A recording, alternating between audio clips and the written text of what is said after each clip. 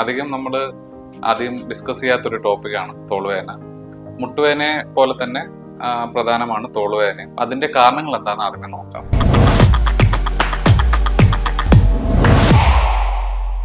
തോളൊരു highly മൊബൈലും അതുപോലെ തന്നെ അൺസ്റ്റേബിളുമായിട്ടുള്ള ഒരു ജോയിന്റ് ആണ്. ഇതിന്റെ കാരണങ്ങൾ എന്തൊക്കെയാണെന്ന് നോക്കാം. ഒന്ന്, നമ്മളൊരു ഉദാഹരണത്തിന് ഒന്ന് വീഴുവാണെങ്കിൽ ചിലപ്പം ചെറിയ ചതവോ അല്ലെങ്കിൽ തോള് പൊക്കുന്ന വള്ളികൾക്ക് ഉള്ള ഒരു ചതവ്, പോറല്, കീറല്, അങ്ങനെ എന്തെങ്കിലും കാരണം തോളുവേദന വരാം. മറ്റൊന്ന്, പ്രായം. ഓരോ പ്രായത്തിലും ഓരോ കാരണങ്ങളാണ് തോളുവേദനയ്ക്കുള്ളത്. ചിലപ്പോൾ സ്കൂളിൽ പോകുന്ന പിള്ളേർ പറയും എൻ്റെ തോളിൽ നല്ല വേദനയാണ്. ഒരു മധ്യവയസ്കയായ ഒരു സ്ത്രീയോ പുരുഷനോ പറയാം എൻ്റെ തോളിൽ നല്ല വേദനയുണ്ട്. അപ്പൊ അതിന്റെ കാരണങ്ങൾ എന്താന്ന് വെച്ചാൽ, ഒന്ന്, തോളിന് ഒരു കവറിംഗ് ഉണ്ട്, അതിനെ ക്യാപ്സ്യൂൾ എന്ന് പറയും. അത് മാത്രമല്ല, അതിന്റെ ചുറ്റിനും കുറച്ച് പേശികളുണ്ട്. പിന്നെ ഒരു 4 വള്ളികളുണ്ട് തോള് നമ്മൾ മൂവ് ചെയ്യുന്നതിന്.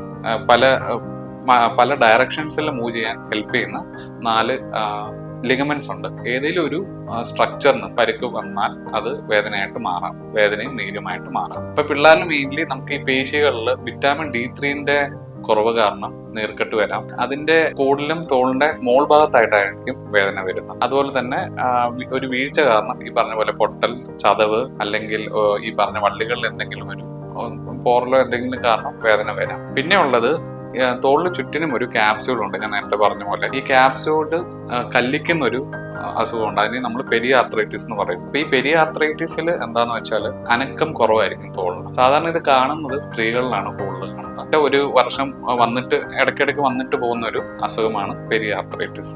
അപ്പം നമ്മൾ മനസ്സിലാക്കേണ്ടത്, തോളിന് ചിലപ്പം ഒരു അസുഖം അല്ലായിരിക്കും ഒരാൾക്കുള്ളത്. ചിലപ്പോൾ ഈ പറഞ്ഞ പോലെ പെരിയാർത്രൈറ്റിസും വിറ്റാമിൻ D3 കുറവും എല്ലാം കൂടെ ഒരുമിച്ചും കാണാൻ പറ്റും ഒരു രോഗിയിൽ. വിറ്റാമിൻ D3 അല്ലെങ്കിൽ മറ്റു കാരണങ്ങൾ, ഉദാഹരണം സ്ട്രെസ്, നമ്മുടെ പോസ്ചറിൽ ഉണ്ടാകുന്ന ഒരു വ്യത്യാസം, അല്ലെങ്കിൽ നമ്മുടെ ഉറക്കക്കുറവ്, അങ്ങനെ എന്ത് കാരണം വന്നാലും അതും ഈ പറഞ്ഞ പോലെ മയോഫേഷ്യൽ പെയിൻ സിൻഡ്രോം എന്നൊരു അസുഖമായി നമുക്ക് അതിനെ മനസ്സിലാക്കാൻ പറ്റും. അപ്പൊ ഇതിന്റെ ട്രീറ്റ്മെന്റ് പോകുന്നത്, ആദ്യമേ തന്നെ നമ്മൾ ഇൻവെസ്റ്റിഗേഷൻ ചെയ്യും, എന്താണ് കാരണം. അപ്പൊ ഓരോ അസുഖത്തിനും ഓരോ ലക്ഷണങ്ങളുണ്ട്. ആദ്യമായിട്ട് നമ്മൾ തോളിൽ ചെയ്യുന്ന ഒരു ഇൻവെസ്റ്റിഗേഷൻ എന്താന്ന് വെച്ചാൽ എക്സ്റേ ആണ്. ഉദാഹരണത്തിന് ഇപ്പോൾ ഒരാൾ വീണ്ടും വന്നു, എക്സ്റേ എടുത്താൽ നമുക്ക് കറക്റ്റായിട്ട് പറയാൻ പറ്റും എല്ലിന് എന്തെങ്കിലും പൊട്ടലോ ഒടിവോ എന്തെങ്കിലും ഉണ്ടോ എന്ന് പറയാൻ പറ്റും. പക്ഷെ ഈ പറഞ്ഞ പോലെ തന്നെ വള്ളികൾക്ക്, തോള് അനക്കുന്ന ഒരു 4 വള്ളികളുടെ കാര്യം ഞാൻ പറഞ്ഞല്ലോ, ഇതിലെന്തെങ്കിലും കേടോ മുറിവോ വന്നാൽ അത് ഈ എക്സ്റേയിൽ കാണത്തില്ല. അതിന് നമുക്ക് MRI സ്കാൻ വേണം.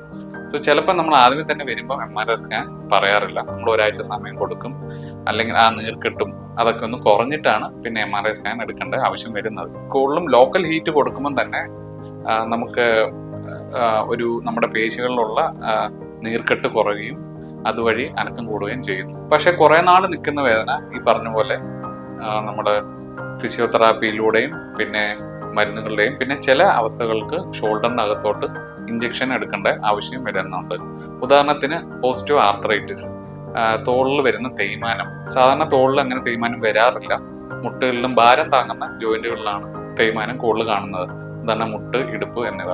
തോളിൽ തേയ്മാനം വരുമ്പോൾ മറ്റു കാരണങ്ങളും നമ്മൾ ഇൻവെസ്റ്റിഗേറ്റ് ചെയ്യേണ്ട ആവശ്യമുണ്ട്. ഉദാഹരണത്തിന് റൊമറ്റോയ്ഡ് ആർത്രൈറ്റിസ്, അല്ലെങ്കിൽ മുന്നേ എന്തെങ്കിലും ഒരു തോളിന് എന്തെങ്കിലും ഈ പറഞ്ഞ പോലെ വള്ളികൾക്കൊരു കേടുണ്ടായി, നമ്മളത് ചികിത്സിക്കാതെ ഇരുന്ന് കുറെ നാള് തോളിന് പ്രശ്നമായി, അങ്ങനെ ആ ഒരു ജോയിന്റിൽ ഈ പറഞ്ഞ പോലെ നീർക്കെട്ടൊക്കെ കൂടി പിന്നെ അത് ഒരു ആർത്രൈറ്റിസിന്റെ ഒരു സ്വഭാവമായിട്ട് മാറുന്നൊരവസ്ഥ, അങ്ങനെ ഓസ്റ്റിയോ ആർത്രൈറ്റിസ്. ഇവയാണ് മെയിൻലി ഷോൾഡർ ജോയിന്റ്, നമ്മുടെ തോളിൽ സാധാരണമായിട്ട് കാണുന്ന അസുഖങ്ങൾ. ഇതുമായിട്ട് എന്തെങ്കിലും സംശയങ്ങളോ എന്തെങ്കിലും ഉണ്ടെങ്കിൽ താഴത്തെ കമന്റ് ബോക്സിൽ രേഖപ്പെടുത്തുക.